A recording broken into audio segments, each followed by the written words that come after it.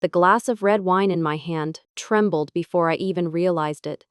Across the room, under the golden chandelier, my parents leaned toward a couple of distant relatives.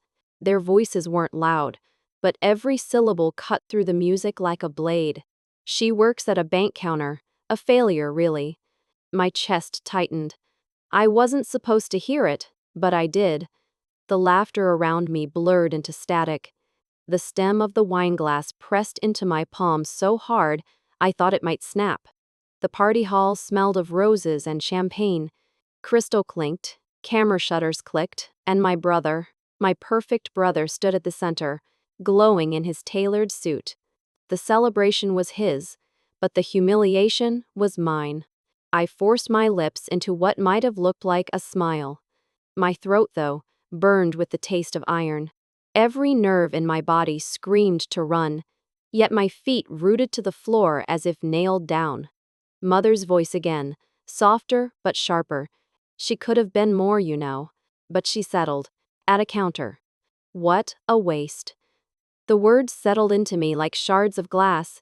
I had given them years of my life, sacrificed weekends, sent money, swallowed my pride. And now, in front of strangers, I wasn't their daughter. I was a warning, a cautionary tale. I glanced down. My hand had left a wet circle of wine on the white tablecloth. My pulse hammered against my temple. All I wanted was air. Yet the room closed in, chandeliers heavy like a ceiling about to collapse. "Emily, are you okay?" someone asked. A cousin, maybe. Their voice floated in, blurred, irrelevant. I muttered something, I don't even remember what, and excused myself. The hallway outside was dimmer, quieter. My heels clicked against the marble as I tried to breathe. But my parents' words echoed louder than the music behind the closed doors. A failure. The words stuck to my skin, crawling into my veins, pulsing with my heartbeat. I pressed my forehead against the cold wall, eyes shut. The scent of polished stone filled my nose. My chest rose and fell too quickly, like I was drowning. I wanted to scream. I wanted to walk back inside, slam my glass down, and demand, "Do you even know who I am? Do you know what I've done for you?" SEBI. But I didn't. Not yet. I stayed there, shaking, tasting salt where my teeth caught my lip. That night, I wasn't their daughter. I was their public embarrassment. I sat alone in my small apartment, the yellow light shining on the wall stained with old paint. The silence of the night after the party brought back all the old memories, so clear that I could hear the sound of my slippers on the cold tile floor when I was a student. Back then, I went to school and worked part-time. During the day, I sat in the lecture hall, and at night, I washed dishes in an Italian restaurant near the dormitory. My fingers were red and swollen, sometimes cracked from soaking in soapy water for hours. But I didn't dare complain. I thought, if I just tried a little harder, my parents would be proud of me. Every month, when my salary came in, I sent home exactly $500. The first year, I even wrote in my notebook, March, send 500. My mother said it lightened the burden of the electricity bill. The second year, the line became shorter, July, 500. By the fifth year, I stopped writing anything. Sending money became a habit, like breathing, like something I had to do to keep a little bit of family. I still remember one evening, my mother called. Her voice was both gentle and distant. "Emily, one day, you'll make us proud." I bit my lip, tears falling without daring to let her hear my sobs. That sentence became the motivation, the fire I held onto throughout my youth. I believed, as long as I was patient enough, sacrificed enough, then one day, I would see my parents' truly proud smiles. But today, after the party, those words turned into a knife cut deep in my heart. Proud never came, only failure. I looked down at my wrist.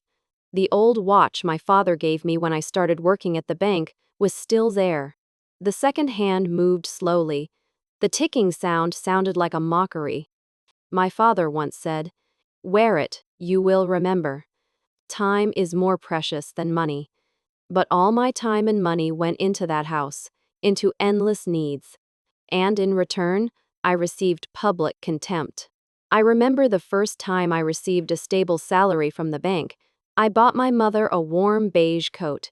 She wore it only once, then put it aside. This fabric is not durable. Another time, I paid my father off a bank loan, enough money for me to live for a whole year. He just said, "It is natural for a daughter to help her parents." I was silent. I never argued back, never asked for a thank you. I thought my silence was a way to keep the peace for my family. I thought providing was a way to prove my love. But the more I gave, the further the distance between me and them grew. The image appeared, me sitting in my rented room, eating instant noodles, while the 500 I sent each month went to help them buy new furniture. I consoled myself. It's okay, as long as my parents are happy. I sat in the cramped rented room, a bowl of steaming instant noodles on a rickety wooden table. The noodles were soft. The broth was bland. But I still ate slowly, as if to prolong the meal to forget the gnawing hunger. The phone vibrated. The screen lit up. It was a video call from my parents. I quickly wiped my hands on my pants and pressed the accept button. The frame appeared. A bright living room. Behind was a brand new dining table, the shiny wood still smelling of paint. Mom smiled brightly, turning the camera around. "Emily, look. We just bought a new table. Isn't it beautiful?" My son chose the color. It matches the house very well. I quickly swallowed the noodles stuck in my throat, forcing a smile. "Yeah, it's beautiful, Mom." The small screen illuminated my face. My stomach rumbled, not from joy, but from hunger. I gently pulled the bowl of noodles out of the frame, not wanting them to see my cheap dinner. When the call ended, I looked at the cold bowl of noodles. In my head, there was only one sentence. I sacrificed my youth with instant noodles so they could have a luxurious banquet. Thinking back now, I shuddered. I had lived in a sweet deception, trapping myself in a trap of sacrifice. I placed my hand on the cold glass of the watch. For so many years, it had been a symbol of patience, of the endless cycle of provision and silence. But tonight, under the yellow light, it was like a handcuff made of steel that was forever worn, ticking every second to remind me that I was chained. I closed my eyes and took a deep breath. My heart was pounding so hard, it felt like it was about to burst out of my chest. I whispered to myself, "I bought them comfort with my silence, and they paid me back with shame." Back in my apartment, the silence after the party was louder than the music had been. I kicked off my heels, dropped my clutch on the sofa, and stood still in the dark. My ears still rang with their voices, the word failure, echoing like a siren I couldn't shut off. I walked to the bathroom, turned on the tap, and splashed cold water on my face.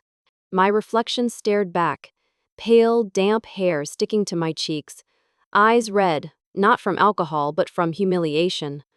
Inside my head, 3 questions burned, looping like a broken record. Am I really a failure? CD do. They even know who I am? D. CHSI.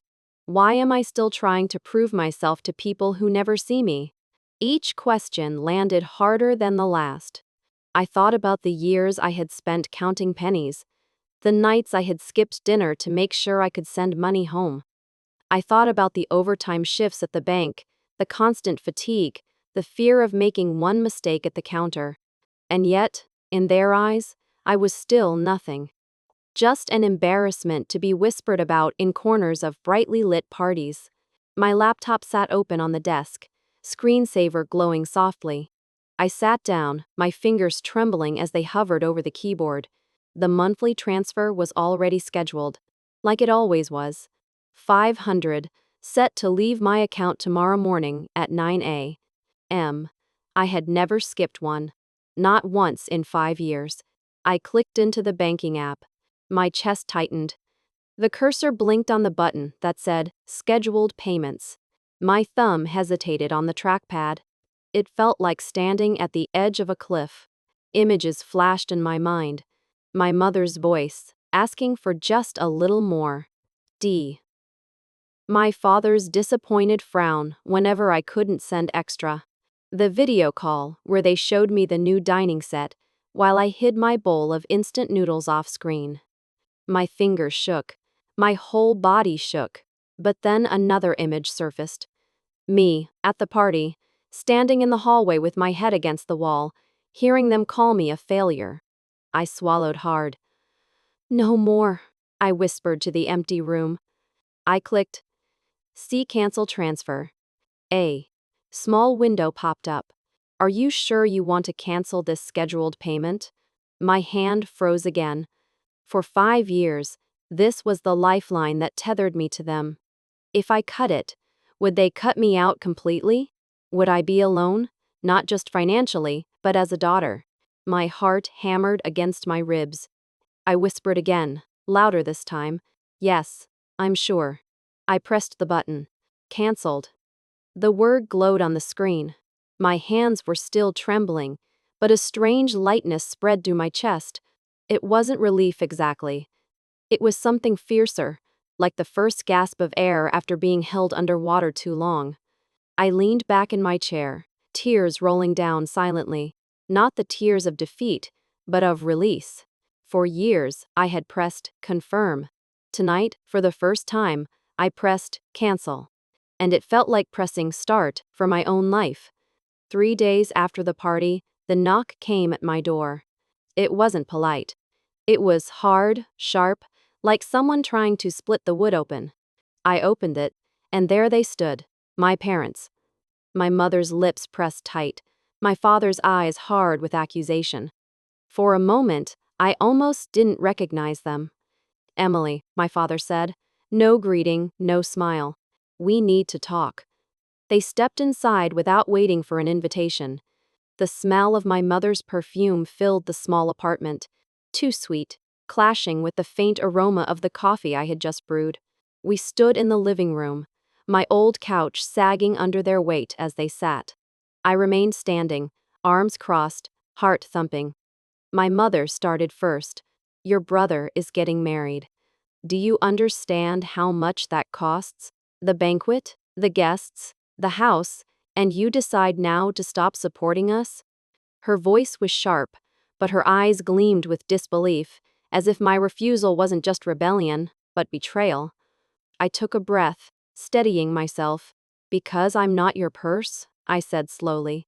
I'm your daughter. Silence. For a split second, even the hum of the refrigerator sounded louder than our breathing. My father leaned forward, his hand gripping his knee. Don't dramatize this. We raised you. We gave you everything. Now it's your turn to give back. Families help each other. Help? I almost laughed. My voice cracked instead. 5 years of $500 every month. That's not help. That's survival for you, suffocation for me. My mother gasped, as if I had slapped her. How dare you speak like this to us? After everything we sacrificed? The argument swirled, words firing back and forth like arrows. I felt my palms sweating, my pulse drumming in my throat. Every sentence they threw was wrapped in duty and guilt. Every reply I gave was soaked in years of silence, finally breaking. Then my father pulled something from his jacket pocket. A thin folder. He opened it and slid a document across the table toward me. Sign this, he said. His tone was flat, almost businesslike. I picked it up. My name printed neatly at the top. The document was an authorization, transferring access to my savings account. My stomach dropped. You want me to hand over my life? My mother's voice softened, but it was the poison kind of soft. It's just easier this way, Emily. We'll manage it. You don't have to worry about responsibilities anymore. Just sign. I stared at them, then at the paper. The words blurred. My fingers shook, not from fear, but from the raw surge of anger climbing my chest. All these years, I had given quietly, obediently, thinking love was measured in dollars. But this wasn't about love anymore. This was control. I lifted the paper slowly. They both leaned forward, expecting the scratch of a pen. Instead, I ripped it straight down the middle. The sound of tearing echoed through the tiny apartment. My hands kept pulling until the paper was nothing but scraps fluttering onto the carpet. I looked at them. My parents, stunned, mouths slightly open. My voice came out calm, steadier than I thought possible. I wasn't breaking paper, I said.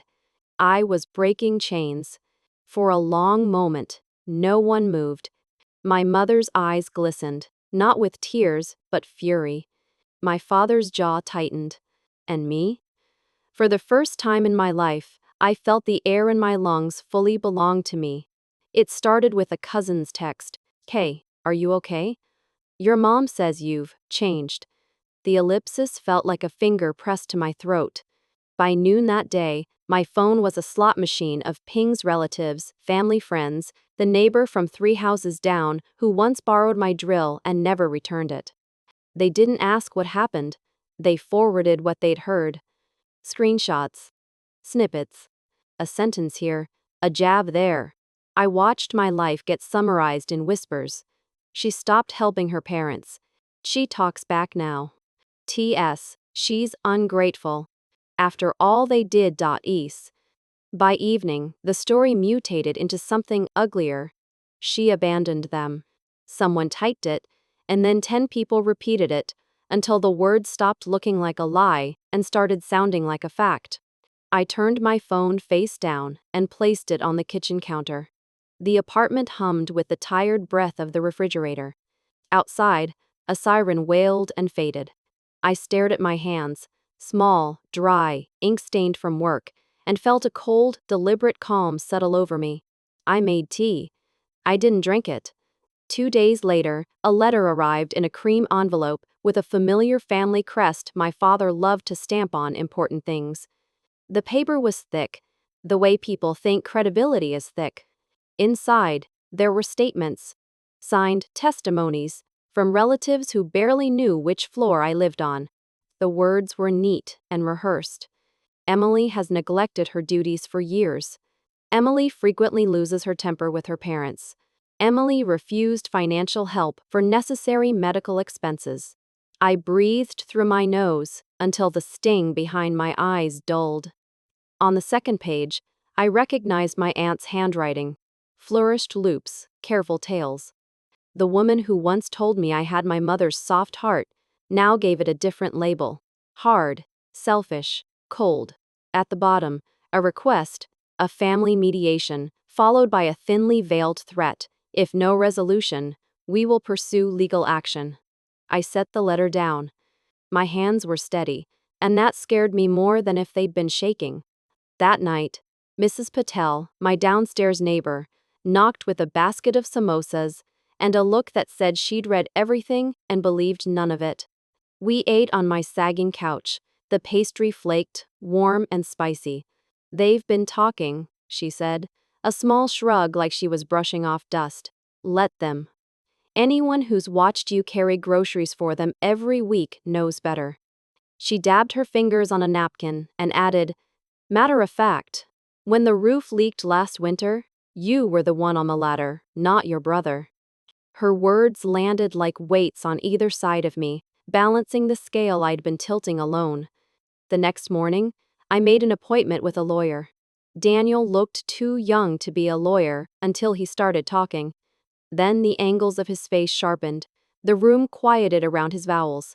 His office smelled faintly of dry books and new paint. He shook my hand with the kind of grip that promised he would hold on. "I'm Daniel Park," he said. "Tell me what they've said. And then tell me what really happened." I did. I told him about the transfers, $500 every month for 5 years. The calls with their reasons that changed shape but never tone. Medicine, roof, banquet. I told him about the party and the word failure, how it lodged in my ribs and made breath a luxury. I told him about the paper they pushed at me. and how I tore it. He listened without interrupting, a pen idle between his fingers. When I finished, he asked for the documents, bank statements, call logs, the printed letter with signatures. I slid a folder across the desk. He leafed through it, eyes moving quickly, pausing on dates. "We'll need corroboration," he said. "Neighbors, co-workers, anyone who's witnessed the financial support or their demands." "Mrs. Patel," I said. "And Mr. Green from the hardware store. He lent me the ladder for the roof and watched me climb it." I tried to smile. "He gave me a discount when he saw me carrying shingles alone." Daniel smiled back. Small, approving. "Good. We'll also request any messages where they asked for money, even if it's implied. Patterns matter." "They call," I said. "Rarely text." "Then we log the calls," he replied. "Duration, frequency. A judge doesn't need poetry. A judge needs patterns." He leaned forward. "And we put Yayus on the record. Not the daughter in their story. The person you actually are." Something steadied inside me when he said that. He outlined steps like stones across a river. Gather evidence, file responses, preempt their claims, document the smear. He warned me this wasn't just about facts. It was about tone, how narratives hang on a word and a nod. They'll try to paint you unfeeling. You don't have to defend your heart. Just show your hands, what they've done. "On my way out," he said. "One more thing, Emily." I turned. "Guilt is their first strategy. Fear is their second. Don't let either write your statement." I nodded. "I won't." The smear continued anyway. That's how smears work. They don't need to be true. They just need to be loud. At work, two coworkers exchanged careful looks when I walked by. I heard my name in a whisper. Then silence when I turned. The bank's air conditioning felt colder that week. One afternoon, as I stepped outside for lunch, I ran into Aunt Lydia Flourish. Handwriting Aunt Lydia on the sidewalk. She stopped me with a palm that had held my hand when I was 5. "Emily," she said, voice dripping with a pity that wasn't for me. "You should have signed. Family must be kept together. Your mother is distressed." "My mother is effective," I said, tired enough to be honest. "She's weaponized distress for years." Aunt Lydia recoiled. "How you speak. What happened to you?" "Nothing happened to me," I said. "I stopped paying the toll." Her mouth thinned. "We'll see you in mediation." "I'll bring receipts," I said. "Bring your memory." She left with a sniff that tried to sound like dignity and only managed to be a draft. That evening, Mrs. Patel and Mr. Patel and Mr. Favre Dix write Painthog. Green sat at my chipped kitchen table, mugs of tea steaming between their fingers as Daniel asked them questions over speakerphone. They answered simply, the way truth arrives when it's not rehearsed. "Did you witness Emily providing material support to her parents?" Daniel asked. "Mrs. Patel, every month she lugged bags of groceries up 3 flights, and she shoveled their steps in winter. She is small, but she does not stop." Mr. Green cleared his throat. "When their roof leaked, Emily bought shingles and sealant herself. I offered to send the guy. She said, 'I can't afford him, but I can afford the supplies.' And then she went up the ladder." Daniel's voice was warm. "Thank you both. If needed, will you provide written statements?" "Of course," Mrs. Patel said. "People forget who carried the buckets when the rain came." After the call, she patted my hand. "What they say about you," she said, eyes bright, "says more about them." I slept that night for 4 uninterrupted hours. It felt like a small miracle. The next day brought a new tactic. My mother posted a photo on social media of my brother's fiancée holding a bouquet, captioned, "Family is everything." Some of us remember that. The comments were a choir. "So true? You poor thing. SD strong, mama." I typed 3 replies, deleted them all, and closed the app. Phil had warned me, "Don't fight in the comments. You won't win there." Instead, I printed bank statements. I labeled a folder, Transfers 2019 to 2024. I added a subfolder, Call Logs Trouds. I recorded a timeline with dates, amounts, occasions. February, 500 roof repair, May, 700 hospital copay. Patterns, not poetry. At lunch, I walked past the hardware store. Mr. Green waved me in and slid a faded receipt across the counter. From the shingles, he said. Keep it. You paid cash. Figured you'd need proof. Thank you, I said. I meant for the paper, and for something larger I didn't have language for. He nodded at the store's window, where rain trickled down in thin lines. Leaks always show themselves sooner or later, he said. Walls hold up until they don't. A formal notice arrived the following week. Mediation scheduled for the end of the month. Location listed. Expectations outlined in legal polite. I forwarded it to Daniel. He replied within minutes. We'll be ready. I exhaled and didn't realize until then I'd been holding the breath for days. After dinner, I sat by the window and watched the city settle into 100 little lights. A memory drifted in me at 8, climbing a tree while my father called up, "Be careful." His voice had been warm then, warning but proud. I stayed there a long time, grieving that voice. Not them, just the sound of being wanted. A knock rattled the door. My heart jumped. But it was only Mr. Lopez from the end of the hall, paint-stained jeans and a grin. Heard things, he said, waving vaguely at the air. I also remember who lent me $50 when my car broke down. I laughed, small, surprised. You paid me back. Doesn't matter, he said. People think they can rewrite the past. The past already happened. He left me with a tub of leftover pozole and a neighborly nod. I ate at the counter, the soup warming everything the smear tried to chill. Mediation day came like weather you can't avoid. Daniel sat beside me in a room too white and too bright. My parents across the table, their lawyer crisp in a navy suit. My father's jaw was set. My mother dabbed under her eye with a tissue that stayed dry. I counted the ceiling tiles. 32. Breath in, breath out. They spoke first, as if reading from a script I'd never been allowed to edit. Dereliction, attitude, abandonment. Their lawyer slid copies of the signed statements forward, like playing cards. I didn't touch them. Then Daniel spoke. He did not dramatize. He stacked dates and numbers like bricks. 5 years, 60 transfers, detailed entries, grocery receipts. The shingles, call logs, timestamps, durations. He read a line from Mrs. Patel's statement, another from Mr. Brushin, Green's. He placed everything in the center like a new map. When it was my turn, I said only what I needed. I helped, I said. I helped beyond my means. When I stopped, they didn't ask why. They made a story about who I am and sold it to relatives who never once asked me if I was eating. No one moved. Even the air seemed to listen. My mother's face dipped, then hardened. We did what we had to do, she said. For family.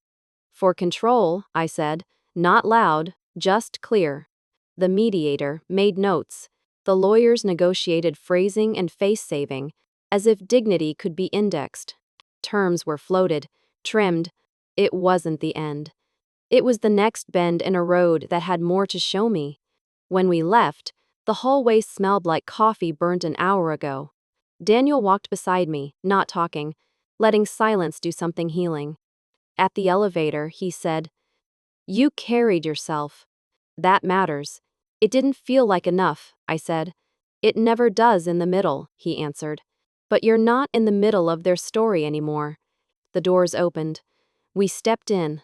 Outside, dusk dropped gentle over the street. I tilted my face to the sky, and for the first time in weeks, I didn't brace for the next blow. I knew more would come: posts, messages, a cousin's careful sigh.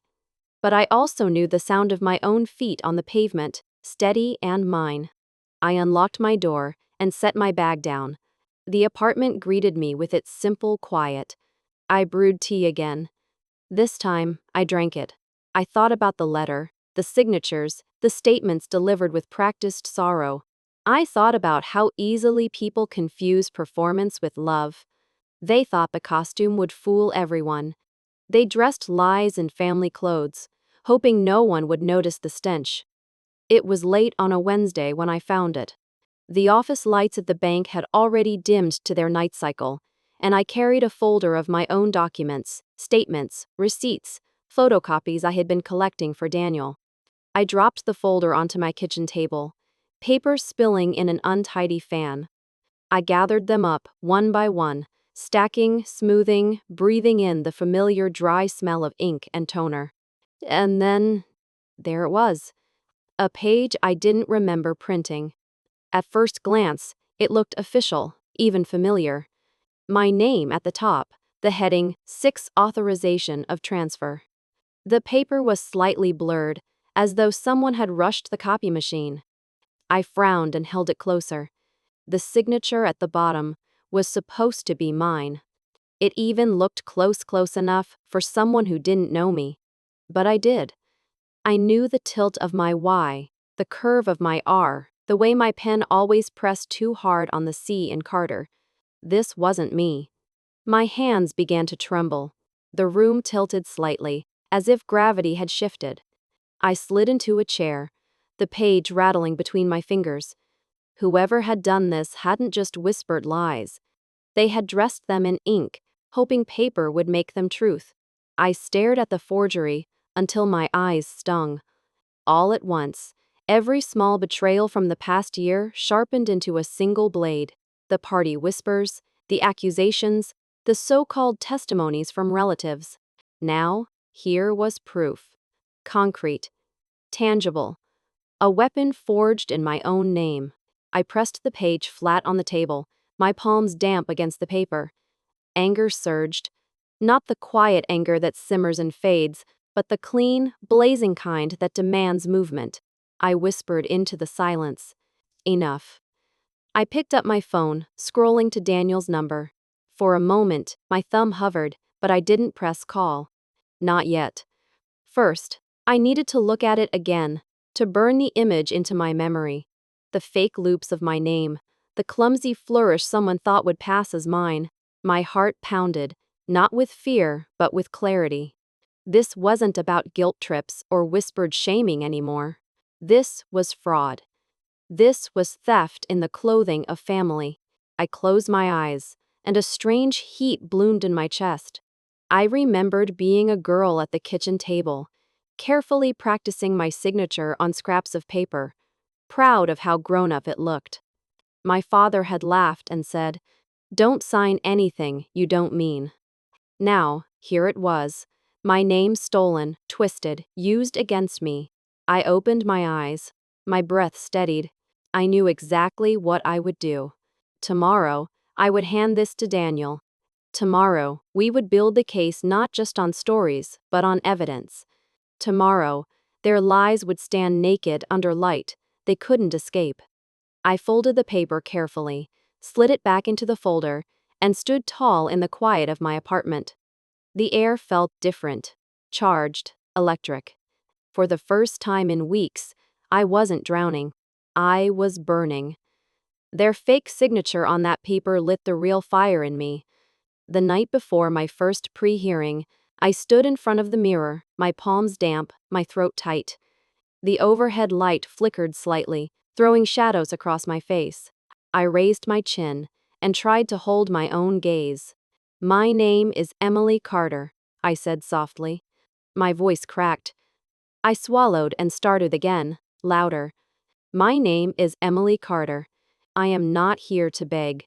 I am here to stand." The words echoed in the small bathroom, bouncing off tiles and glass.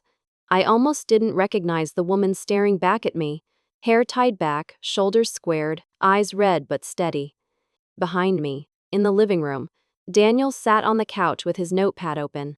He called out, "Again."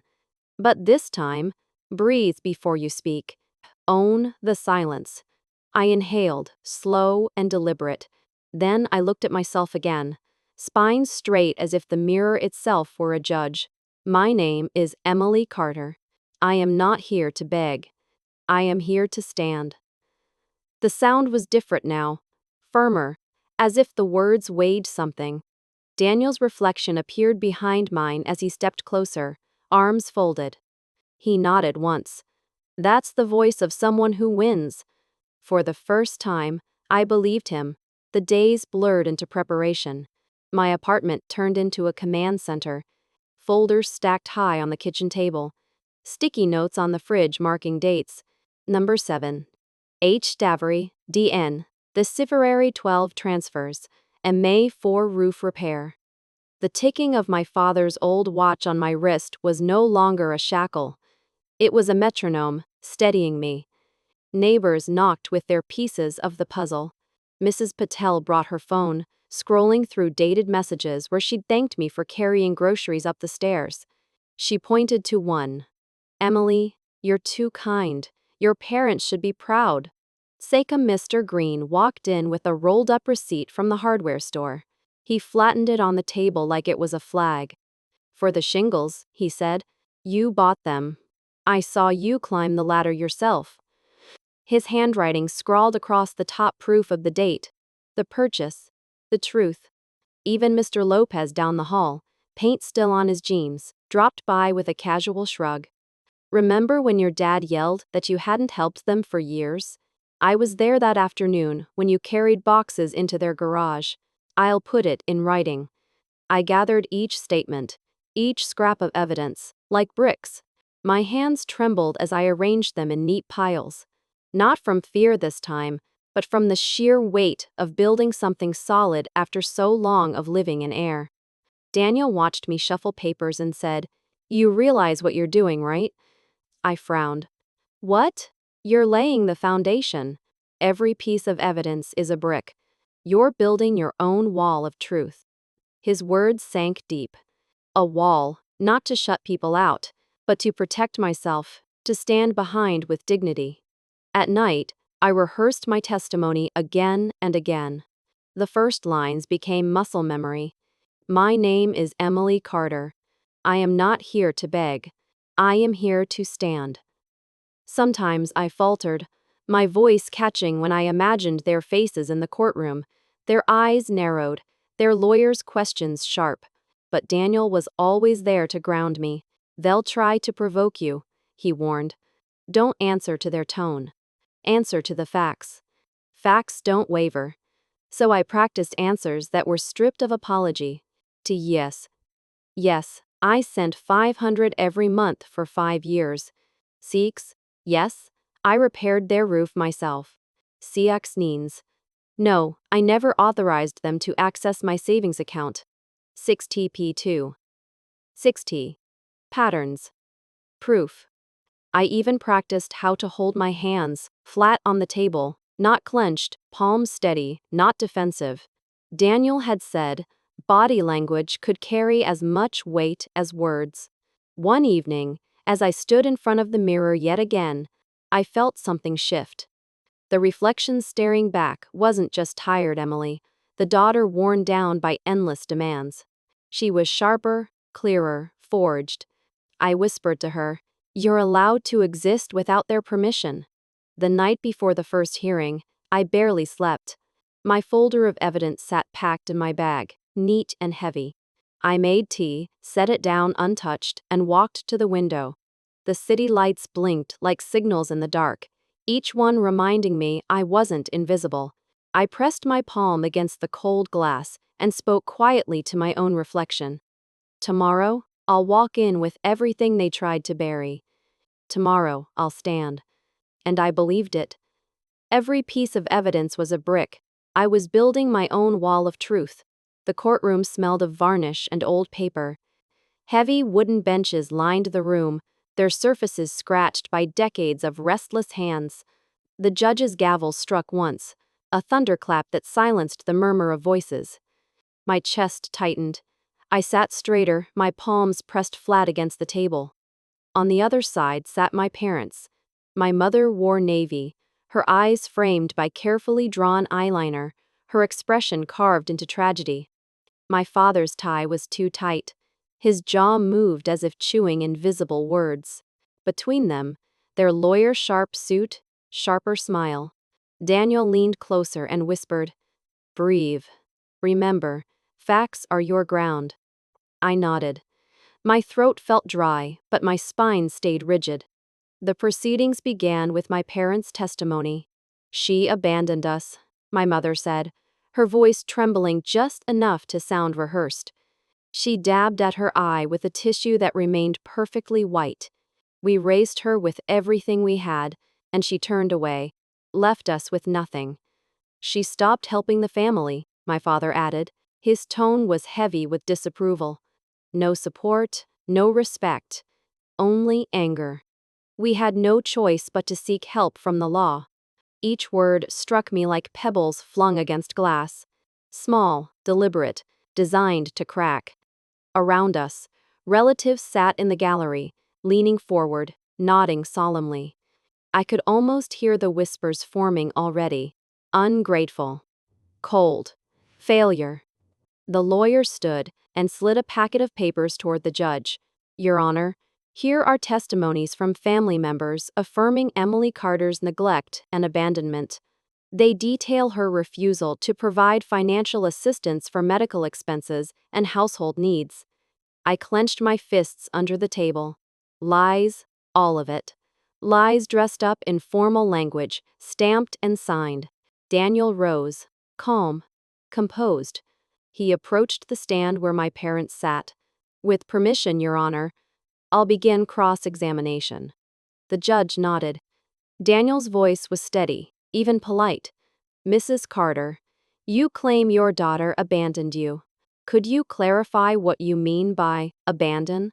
"She stopped sending money," my mother replied quickly. "She used to help us, but she chose to stop." "Isn't that abandonment?" Daniel nodded, scribbled a note, and then asked, "How much did she send you, on average, during the years she supported you?" My mother hesitated. "I don't remember exactly." Daniel turned, picked up a folder, and opened it. "Then allow me to refresh your memory. Bank statements." He handed copies to the judge, then placed them in front of my mother. "Over 5 years. Ms. Zier. Carter transferred $500 monthly. That totals $30,000. Are you saying $30,000 constitutes neglect?" The courtroom shifted. A few heads turned. My mother's mouth opened, closed. My father interjected, "That money wasn't enough for everything. We had repairs, medicine, celebrations." Daniel's gaze sharpened. "Repairs, yes. The roof, correct?" He lifted another document. "Here is a receipt for shingles and sealant, purchased by Emily Carter. And a signed statement from Mr. Forched S. Melody Green, the hardware store owner, confirming he saw her carry them herself and climb the roof to make the repair." My father's jaw worked. His lawyer leaned forward, whispering urgently, but Daniel continued, relentless. "As for celebrations," Daniel said, his tone crisp, "did you not also purchase a new dining set during this time? While your daughter was sending money from her modest salary?" Silence. Daniel let the pause stretch, then pivoted. "Mr. Carter, you presented an authorization form for Emily's savings account. Is that correct?" My father stiffened. "Yes?" Daniel pulled a sheet from his folder and held it high. "This is the copy Emily found, bearing a forged signature. Compare it to her actual signature on verified bank documents. The differences are obvious.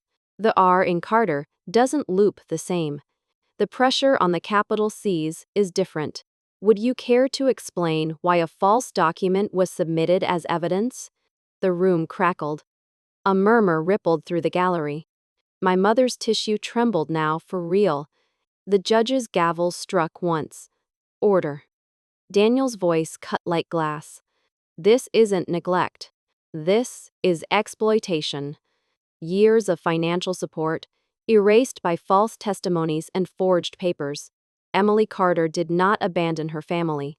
Her family attempted to strip her of autonomy. My breath caught. My chest ached. The judge turned to me. Ms. Carter, would you like to make a statement? I rose slowly. My knees wobbled, but my feet were steady against the wood floor. I looked at my parents, not as mother and father, but as accusers, adversaries. My name is Emily Carter, I began, voice low but clear. I sent money for 5 years, $500 every month. I repaired their roof. I bought their groceries. I did it all in silence, because I thought love meant sacrifice. I inhaled. The room blurred at the edges, but my words sharpened. But when I stopped, they didn't ask why. They didn't see me. They only saw the money stop flowing. And then, they called me a failure. They called me selfish. They tried to take what I had left, my savings, my dignity. But I am not your wallet. I am your daughter. And today, I stand for myself. My voice cracked on the last word, but I didn't care. It rang louder than anything I'd ever said in that family. Silence followed, heavy and absolute. The judge adjusted his glasses, reviewed the documents one final time, and then spoke. The evidence is clear. The claims of abandonment are unfounded. The petition is denied. Furthermore, the submission of falsified documents is noted and will be referred for further review. A final gavel strike resounded through the chamber. I sat back down, trembling. The weight of years seemed to roll off my shoulders all at once. My parents didn't look at me. They gathered their papers, their lawyer whispering urgently, and left the courtroom without a word. Daniel touched my arm gently. You did it. Tears blurred my vision. No, I whispered. We did it. As I stepped out into the sunlight beyond the courthouse doors, the air felt sharper, freer. The city noise washed over me, but for once, it didn't drown me. It lifted me. In that courtroom, I didn't just win a case. I won myself back. The first night after the trial, my apartment felt both too small and too vast. I locked the door behind me, dropped my bag on the floor, and stood there in the quiet. No phone buzzing, no lawyer's calls, no relatives' messages. Just silence. I should have felt triumphant. I should have wanted to open a bottle of wine, call a friend, celebrate. Instead, I sat on the edge of my bed, staring at the blank wall across from me. I won, I whispered. My voice sounded strange in the empty room.